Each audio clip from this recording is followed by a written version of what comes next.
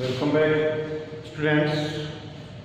हम पढ़ेंगे BSc first और बीएससी बीएड फर्स्ट की जूलॉजी की क्लास है आपकी ये। और जूलॉजी में आपकी जो बुक है वो है इनवर्टिब्रेट बुक, ठीक है। और ये पार्ट नंबर रहेगा आपका 15 नंबर पार्ट है रहेगा। देखिए स्टूडेंट्स, हम पढ़ रहे हैं प्रोटोजोआ के एनिमल्स। और प्रोटोजोआ के एनिमल्स में जो हमारा आज का एनिमल चल रहा है वो है आपका पैरामीशियम, ठीक है।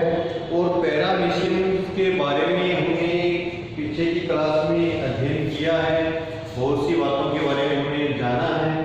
लेकिन आज की क्लास में हम देखेंगे कि ये जो पैरामीशियम है, पैरामीशियम रिप्रोडक्शन किस प्रकार से करता है, यानी कि पैरामीशियम में जन्म करने की किस किस प्रकार की विधियां होती है ताकि जन्म के द्वारा वो अपनी संतति को बढ़ा सके।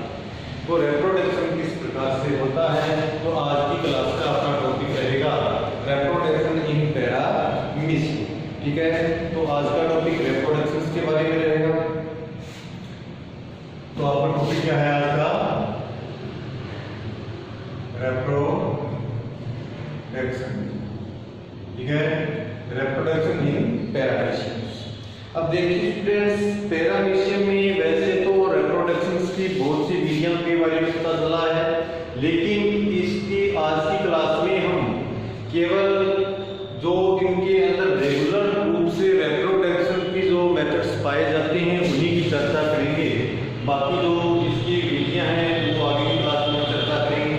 अब देखिए इसमें जो रिप्रोडक्शन की प्रक्रिया होती है, इसमें जो रिप्रोडक्शन की प्रक्रिया होती है वो एक तो एसेक्सुअल के रूप में होती है। एसेक्सुअल रिप्रोडक्शन होता है, एसेक्सुअल रिप्रोडक्शन। और दूसरी कौन सी होती है? Sexual reproduction. यानी कि इनमें दोनों प्रकार के क्या होते हैं मेथड पाए जाते हैं। एक तो सेक्सुअल रिप्रोडक्शन होता है और एक एसेक्सुअल रिप्रोडक्शन। अब देखिए स्टूडेंट्स, एसेक्सुअल रिप्रोडक्शन यानी कि अलैंगिक जनन, वो सेक्सुअल रिप्रोडक्शन यानी कि लैंगिक जनन, इन दोनों की चर्चा आज की क्लास में हमें करेंगे। तो सबसे पहले हम चर्चा करते हैं एसेक्सुअल रिप्रोडक्शन की बात करते हैं एसेक्सुअल रिप्रोडक्शन। यानी कि जो पैरामीशियम में एसेक्सुअल रिप्रोडक्शन होता है, एसेक्सुअल रिप्रोडक्शन एक मेथड के द्वारा होता है। और इस मेथड का नाम क्या है? इस मेथड का नाम है बाइनरी फिजन।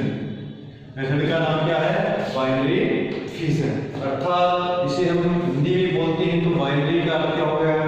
द्वि, और इसका अर्थ क्या हो गया? विभाजन, द्विविभाजन। यानी कि ये एक विशिष्ट प्रकार की प्रक्रिया है जिसमें पैरामीशियम क्या होता है? पैरामीशियम द्विविभाजित यानी कि दो भागों में विभाजित हो जाता है। और इसमें जो विभाजन की प्रक्रिया होती है, यानी द्विविभाजन की प्रक्रिया होती है, वो आपकी प्रक्रिया इस प्रकार की होगी, लॉन्जिट्यूडिनल न होकर ट्रांसवर्स टाइप की होती है। कैसा होता है डिवीजन? इसे बाइनरी डिवीजन जो होता है ट्रांसवर्स टाइप का होता है। तो इस प्रकार के बाइनरी डिवीजन को हम ट्रांसवर्स बाइनरी डिवीजन भी कह सकते हैं। क्या कह सकते हैं?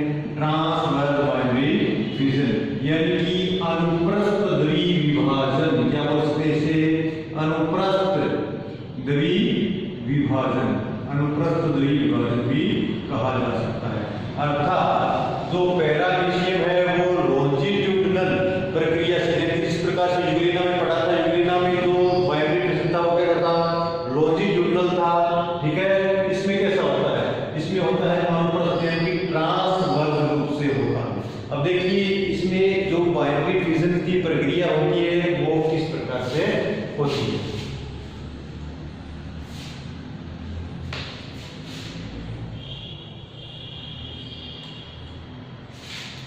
अब देखिए ये कोई पैरामीशियम है,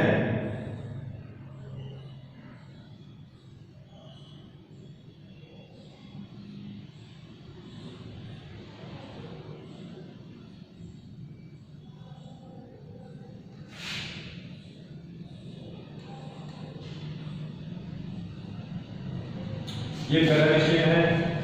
पैरामीशियम में हमें पता है कि 2 न्यूक्लियस पाए जाते हैं। कितने न्यूक्लियस पाए जाते हैं? 2।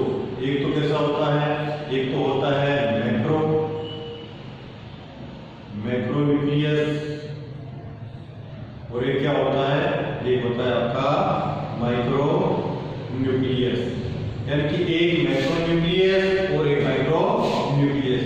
और यहाँ पर आपको पता है कि क्या होंगे, ये दोनों तरफ इसमें कॉन्ट्रैक्टाइल वैक्यूल्स पाई जाती है। क्या होगी? Contractile vacuoles. तो इस प्रकार से ये पैरामीशियम है। अब ये पैरामीशियम क्या करेगा? बाइनरी डिवीजन की प्रक्रिया करेगा। जब पैरामीशियम में बाइनरी डिवीजन होता है, तो बाइनरी डिवीजन होता है तो पैरामीशियम क्या कर देता है? पहले भोजन ग्रहण करेगा और अधिक मात्रा में भोजन ग्रहण करके ये आकार में बड़ा हो जाता है। आकार में क्या हो जाता है? बड़ा हो जाता है। जब ये आकार में बड़ा हो जाएगा तो ये भोजन ग्रहण करना क्या कर देगा? बंद कर देगा। और भोजन ग्रहण करना बंद कर देगा तो जो इसके ओरल एपेटस हैं, मुख्य उपकरण हैं, मुख्य उपकरण यानी कि जो ओरल ग्रूव होते, ओरल ग्रूव, मुख्य खांच और जो आपका वेस्टिब्यूल्स यानी कि जो वेस्टिब्यूल्स था वो दोनों क्या हो जाएंगे? इसमें समाप्त हो जाएंगे। तो ये दोनों समाप्त होने के बाद ये जो पैरामीशियम होगा ये भोजन ग्रहण करना क्या कर देगा? बंद कर देगा। अब ये भोजन ग्रहण करना बंद कर देता है तो क्या होता है? देखिए, इसके बाद इसका जो माइक्रो न्यूक्लियस होता है, माइक्रो न्यूक्लियस क्या होगा? माइक्रो न्यूक्लियस विभाजन की प्रक्रिया के द्वारा 2 भागों में क्या हो जाएगा? डिवाइड बनाकार में हो जाएगा। जो माइक्रो न्यूक्लियस है वो 2 भागों में डिवाइड बनाकार में हो जाएगा। और इसका मैक्रो न्यूक्लियस है वो S3 विभाजन के द्वारा किस प्रकार का हो जाएगा? इस प्रकार से डंबलाकार हो जाता है। डंबलाकार की आकृति यानी डंबल की आकृति का हो जाता है। अब क्या होता है कि ये विभाजन की प्रक्रिया जब शुरू हो जाती है तो इसके बाद क्या होता है कि इसके जो केंद्रक पर विभाजन होने प्रारंभ हो गए हैं और जो बचता है इसका साइटोप्लाज्म। जो साइटोप्लाज्म है वो क्या होगा? साइटोप्लाज्म अनुप्रस्थ रूप से इस प्रकार से अनुप्रस्थ रूप से जब विभाजन होगा तो यहाँ पर क्या बन जाएगी? ग्रूव बन जाएगी यानी कि खांच बन जाती है। क्या बन जाती है? यहाँ पर इस प्रकार से पैरामीशियम में अनुप्रस्थ रूप से क्या बन जाती है? खांच बन जाती है यानी कि ग्रूव बन जाती है। अब ये खांच यानी कि ग्रूव आगे की ओर बढ़ती जाएगी और एक पैरामीशियम से कितना पैरामीशियम बन जाएंगे? 2 पैरामीशियम बन जाते हैं। एक पैरामीशियम से 2 पैरामीशियम बन जाते हैं। और ये दोनों पैरामीशियम होते हैं, इनके अंदर फिर वापस क्या हो जाता है? ओरल ग्रूव यानी कि मुख्य खांच और वेस्टिब्यूल्स भी क्या हो जाता है? उत्पन्न हो जाता है। इस प्रकार से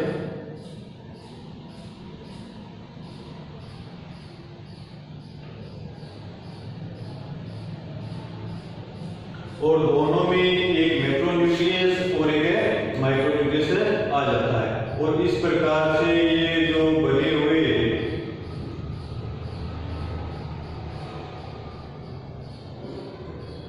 2 पैरामीशियम है, ये ड्यूटर पैरामीशियम के नाम से जाना जाता है। तो ये तो एक साधारण विधि थी। और ये जो प्रक्रिया होती है ये की अनुकूल परिस्थितियों में होती है। कौन सी परिस्थितियों में होती है? अनुकूल परिस्थितियों में होती है। यानी कि पैरामीशियम के लिए यानी जीवन के लिए वातावरण इनके अनुकूल हो तभी इस प्रकार की प्रक्रिया होती है। और इस प्रक्रिया को क्या बोलते हैं? बाइनरी डिवीजन या द्वितीय विभाजन के नाम से जाना जाता है। और इसमें विभाजन होगा और ट्रांसवर्स रूप से होगा, अनुप्रस्थ रूप से होगा, इसलिए इसे ट्रांसवर्स बाइनरी डिवीजन के नाम से जाना जाता है।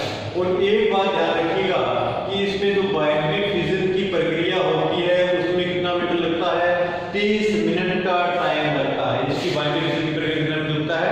30 मिनट का टाइम लगता है। ये तो बात थी इसके सेक्सुअल रिप्रोडक्शन। अब नेक्स्ट पॉइंट की बात करते हैं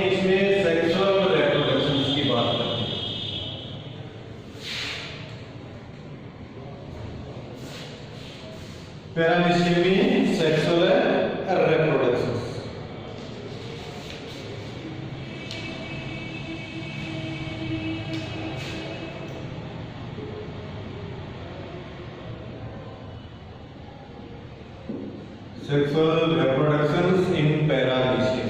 पैरामीशियम्स में जो सेक्सुअल रिप्रोडक्शंस होता है वो एक मेथड्स के द्वारा होता है। उस मेथड को क्या बोलते हैं? कॉन्जुगेशंस के नाम से जानते हैं। कॉन्जुगेशंस या संयुग्मन भी इसे कहा जाता है। कॉन्जुगेशंस या संयुग्मन के नाम से जाना जाता है। अब देखिए स्टूडेंट्स, ये जो पैरामीशियम्स के अंदर होने वाला कॉन्जुगेशंस है, इसे क्या माना जाता है? एक प्रकार का लैंगिक प्रजनन माना जाता है। लेकिन इस मत के आधार पर भी जो वैज्ञानिक हैं वो पूर्ण रूप से सहमत नहीं है। कुछ तो इसे अलैंगिक जनन मानते हैं और कुछ इसे क्या मानते हैं? लैंगिक जनन मानते हैं। यानी कि इसका पूर्ण रूप से कोई स्पष्टीकरण नहीं है कि ये लैंगिक जनन ही होता है। इसका आधार देखिए, कॉन्जुगेशंस में क्या होता है कि कॉन्जुगेशंस में दो पैरामीशियम, कितने पैरामीशियम? दो पैरामीशियम पास पास आते हैं। पास पास आकर अपने जो न्यूक्लियस है, न्यूक्लियस यानी कि माइक्रो जो न्यूक्लियस है, माइक्रो न्यूक्लियस का क्या कर लेते हैं? आदान प्रदान कर लेते हैं। तो इस प्रकार से माइक्रो न्यूक्लियस का आदान प्रदान करते हैं। तो ये उसी प्रकार की प्रक्रिया है जिस प्रकार से आपका फर्टिलाइजेशन होता है। फर्टिलाइजेशन के समान की प्रक्रिया है, इसलिए इसे क्या मानते हैं? लैंगिक प्रजनन मानते हैं। लेकिन देखिएगा, इसमें जो केंद्रकों का संलयन होता है इसमें किसका अभाव होता है? इसमें युग्मक नहीं बनते हैं, गैमेट्स नहीं बनते हैं। जब गैमेट्स नहीं बनते हैं तो इसे लैंगिक जनन नहीं मानते हैं। गैमेट्स नहीं बनने के कारण कुछ वैज्ञानिक इसे सेक्सुअल रिप्रोडक्शन नहीं मानते हैं, अर्थात ये एक लैंगिक जनन की प्रक्रिया से मानते हैं। लेकिन इसके अंदर फर्टिलाइजेशन के समान जो केंद्रक होता है, केंद्रकों का आदान प्रदान होता है, केंद्रक संलयन की प्रक्रिया होती है, उस आधार पर इसे क्या मानते हैं? लैंगिक जनन मानते हैं। तो देखिएगा, ये कॉन्जुगेशंस क्या है, कॉन्जुगेशंस किस प्रकार से होता है, इसके बारे में हम चर्चा करेंगे। अब देखिए, जो कॉन्जुगेशंस है, कॉन्जुगेशंस हम पढ़ रहे हैं पैरामीशियम कोडेटम स्पेसिस के अंदर। कौन सी जाती है? पैरामीशियम कोडेटम के अंदर। जो पैरामीशियम कोडेटम के अंदर जो कॉन्जुगेशंस की प्रक्रिया हुई, इसकी सबसे पहले खोज किसने की थी? हार्टविग और मोपस ने की थी। हार्टविग और मोपस ने सबसे पहले इस कॉन्जुगेशंस की प्रक्रिया की खोज की थी। किसमें? पैरामीशियम कोडेटम जाति के अंदर। तो हम पढ़ते हैं कि ये कॉन्जुगेशंस किस प्रकार की प्रक्रिया है और कॉन्जुगेशंस में क्या होता है। देखिए स्टूडेंट्स कि जब इसमें ये कॉन्जुगेशंस की प्रक्रिया होती है तो इसके लिए दो पैरामीशियम्स की आवश्यकता होती है। कितने पैरामीशियम्स की आवश्यकता होती है? दो पैरामीशियम्स की आवश्यकता होती है। दो पैरामीशियम यानी कि दोनों पैरामीशियम जो आपस में जुड़ेंगे उन्हें क्या कहेंगे? उन्हें कॉन्जुगेट के नाम से जाना जाता है। दोनों पैरामीशियम इस विधि के अंदर जब आपस में जुड़ते हैं तो दोनों पैरामीशियम को क्या कहेंगे? कॉन्जुगेट कहेंगे। और ये कॉन्जुगेट जो होता है वो अस्थायी होता है। कैसा होता है? अस्थायी होता है। तो इसमें क्या होता है कि हमें पता है कि जो पैरामीशियम होते हैं, पैरामीशियम की हम स्ट्रक्चर देखते हैं तो इस प्रकार से ये जो पैरामीशियम है, पैरामीशियम्स के अंदर मैंने आपको दो पार्ट बताए थे। कौन कौन से बताए थे? एक तो पीछे वाला पार्ट जो होता है वो डोर्सल पार्ट होता है इसका, और आगे वाला पार्ट कौन सा होता है? वेंट्रल पार्ट है या वेंट्रल भाग होता है। अब दोनों पैरामीशियम जब कॉन्जुगेट बनेंगे, जब कॉन्जुगेशंस में आएंगे तो सबसे पहले इनके ओरल apparatus जो होते हैं वो समाप्त हो जाती है। इनके ओरल apparatus क्या हो जाते हैं? समाप्त हो जाते हैं। देखो कैसे होते हैं दोनों पैरामीशियम। एक पैरामीशियम ये है और दूसरा पैरामीशियम है ये। यानी कि सबसे पहले इनके ओरल apparatus क्या हो जाते हैं? समाप्त हो जाते हैं। अब ओरल apparatus समाप्त होने के बाद, यानी कि यहाँ पर कोई ओरल apparatus था, इसलिए यहाँ ओरल apparatus था, ये दोनों apparatus क्या हो जाते हैं? समाप्त हो जाते हैं।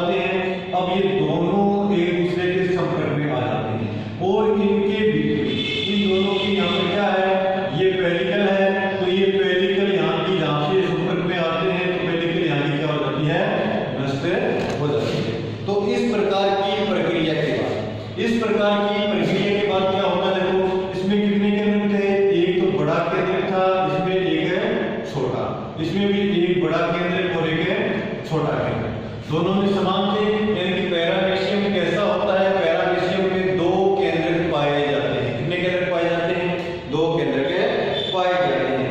तो अब सबसे पहले क्या होता है, सबसे पहले क्या होता है कि सबसे पहले जो इसका बड़ा केंद्र होता है, इन दोनों का जो बड़ा न्यूक्लियस होता है वो डीजनरेटेड हो जाता है।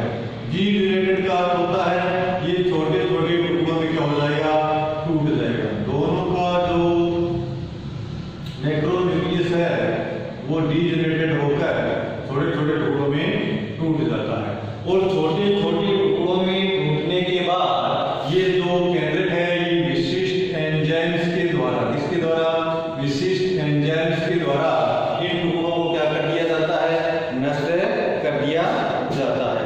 ठीक है,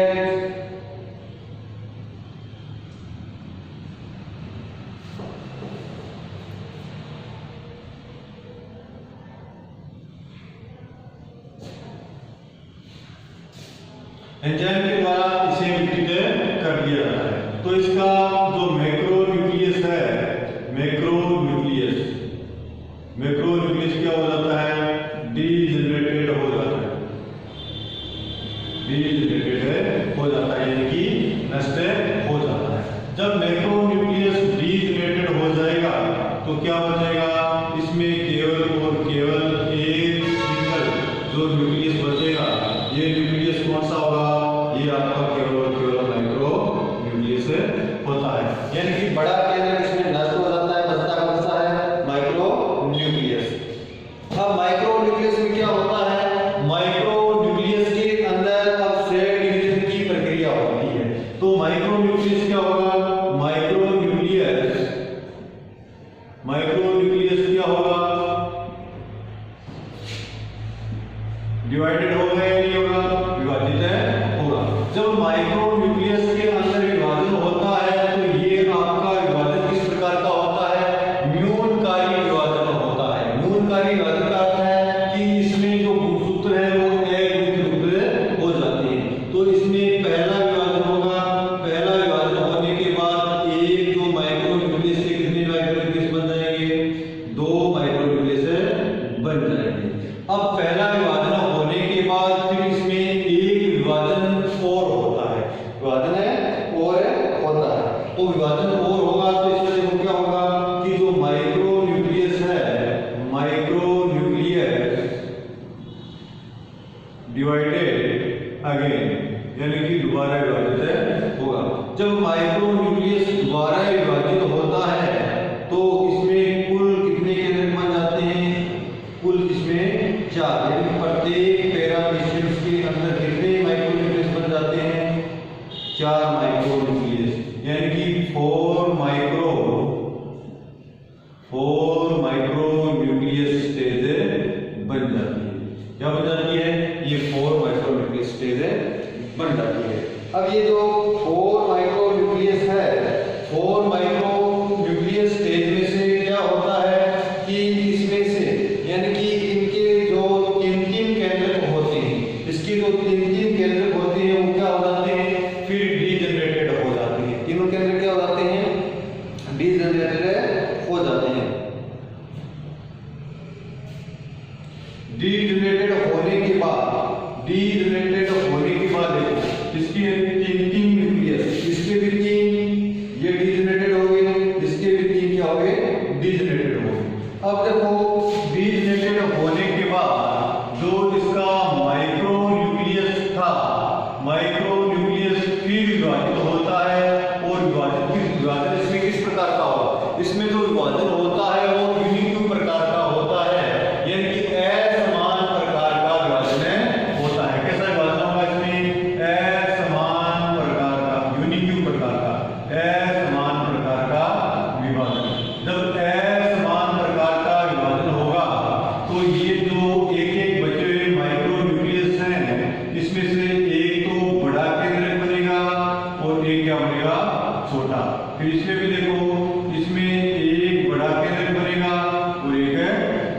छोटा केंद्रक बनेगा, यानी कि इसमें एक बड़ा केंद्रक बन जाता है और एक क्या हो जाता है, छोटा केंद्रक बन जाता है। इसमें जो बड़ा केंद्रक होता है वो एकदम स्थिर रहता है, यानी कि किसी भी प्रकार का उसमें गमन नहीं पाया जाता है।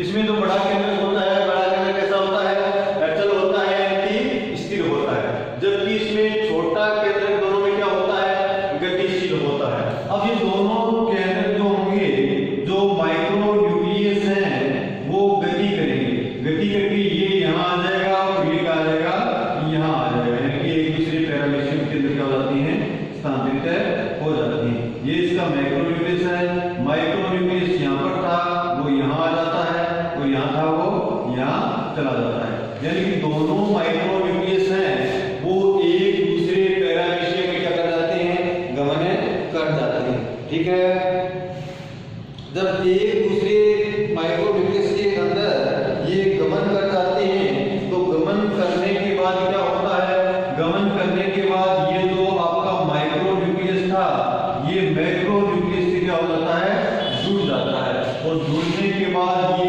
एक केंद्रकीय अवस्था बनाकर दोनों पैरामीशियम क्या हो जाते हैं, अलग हो जाते हैं, दोनों पैरामीशियम क्या हो जाते हैं, अलग हो जाते हैं। अब ये दोनों पैरामीशियम अलग होने के बाद अब दोनों पैरामीशियम में एक एक क्या बनता है, केंद्रक बचता है।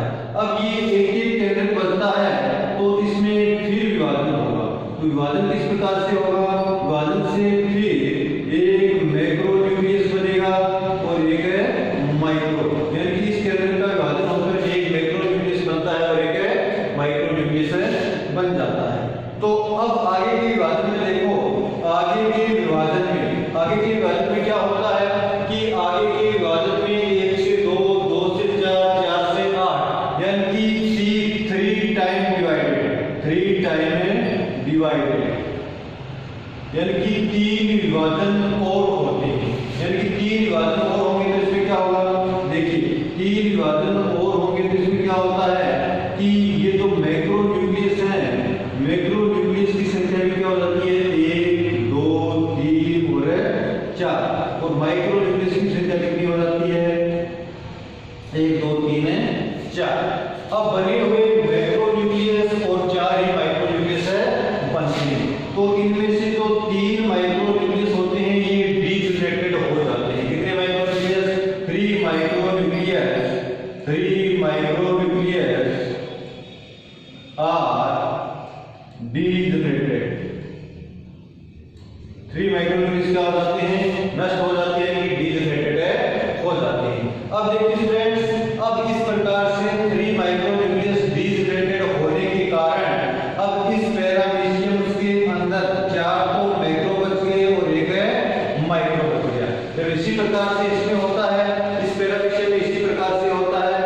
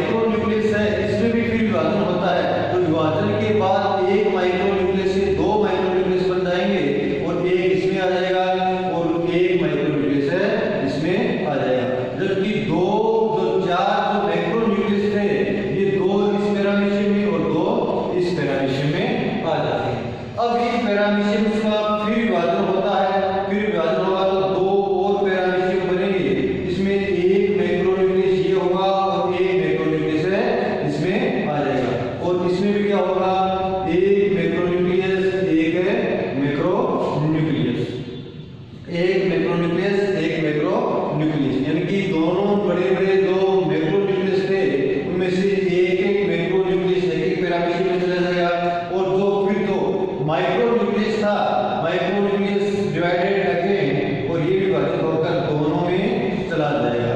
तो इस प्रकार से कितने पुत्री केंद्र बनते हैं, कितने पुत्री पैरामीशियम बनते हैं, इस प्रकार से टोटल 4 पुत्री पैरामीशियम बनते हैं और इसी प्रकार इसी से भी 4 पुत्री पैरामीशियम में बनेंगे। तो ठीक है, तो ये कौन सी विधि थी, ये कौन सा मेथड था, ये मेथड था आपके कॉन्जुगेशन का। इसको थोड़ा सा दोबारा समझो कि सबसे पहले जो कॉन्जुगेट कहलाने वाले जो आपके पैरामीशियम और संपर्क में आएंगे, इनमें जो बड़ा केंद्र होगा वो नष्ट हो जाएगा।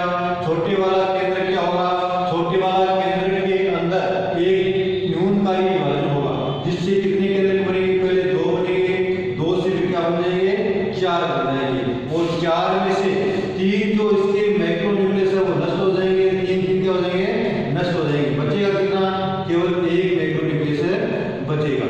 अब एक मैक्रोन्यूक्लियस है, मैक्रोन्यूक्लियस में यूनिक्यू डिवीजन होता है, यानी कि असमान विभाजन होगा। जब असमान विभाजन होता है तो क्या होगा, एक तो जो केंद्र होगा वो बड़ा बन जाएगा और एक क्या हो जाएगा, छोटा। एक बड़ा और एक है छोटा, यानी कि 2 पार्ट के केंद्र बन जाएंगे, बड़ा पार्ट और एक है छोटा पार्ट।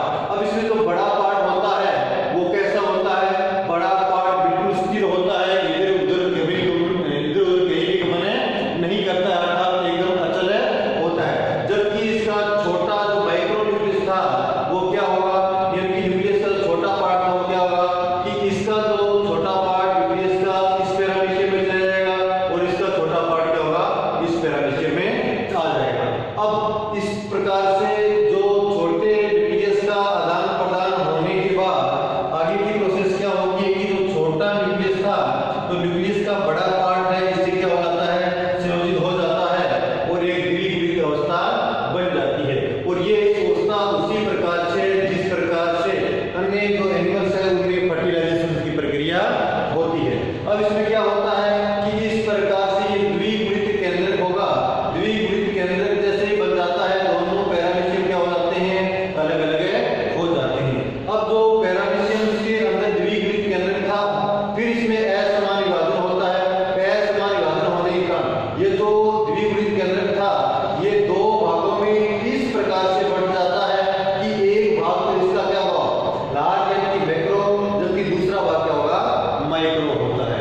तो अब ये जो इस प्रकार से पैरामीशियम है, फिर इसमें क्या होगा, बाइनरी डिविजन की प्रक्रिया होगी। बाइनरी डिविजन की प्रक्रिया से पहले इसमें क्या होगा कि बाइनरी डिविजन की प्रक्रिया से पहले इसमें 3 बार विभाजन की प्रक्रिया होती है, 3 बार केंद्र विभाजन की प्रक्रिया होती है। जब 3 बार एक केंद्र का विभाजन होता है तो क्या हो जाएंगे, 4 ये बन जाएंगे और 4 है माइक्रो यानी कि छोटे प्रकार के केंद्र के इसमें बन जाते हैं। ठीक है, तो इस प्रकार से ये जो बनने के बाद इसमें से जो 3 छोटे थे वो नष्ट हो जाएंगे। अब जब तीनों छोटे केंद्र नष्ट हो जाते हैं तो फिर ये पैरामीशियम है, ये ग्रुप बनने के बाद विभाजित होता है। तो एक पैरामीशियम से 2 पैरामीशियम बनेंगे, जिनमें 2 मैक्रो होंगे और एक है जो माइक्रो न्यूक्लियस था वो विभाजित होकर एक में चला जाएगा। नेक्स्ट प्रोसेस के अंदर ये दोनों केंद्र हैं, यहाँ से क्या होगा, इस पैरामीशियम